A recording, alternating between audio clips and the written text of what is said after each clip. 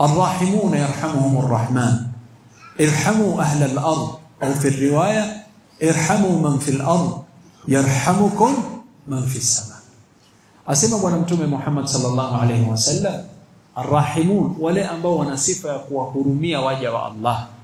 Yeye ana huruma na viumbe vya Mwenyezi Mungu, na hao yarhamuhum arrahman, mwingi wa rahma atawahurumia. Irhamu man fil ard, wahurumieni waliokuwa juu ya ardhi. Yarhamukum man fis sama, aliyekuwa juu ya mbingu naye atawahurumia.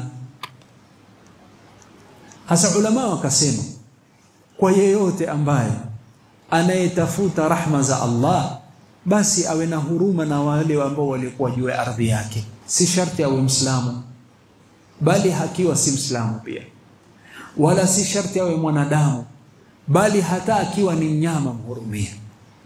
Ukiwa na sifa ya huruma kwa viumbe vya Mwenyezi Mungu, mdogo mkubwa, wake kwa waume, waislamu na makafiri, wanadamu na wanyama, ukawa na huruma na viumbe vya Allah, inakuwa sababu ya wewe kupata rahma ya Allah.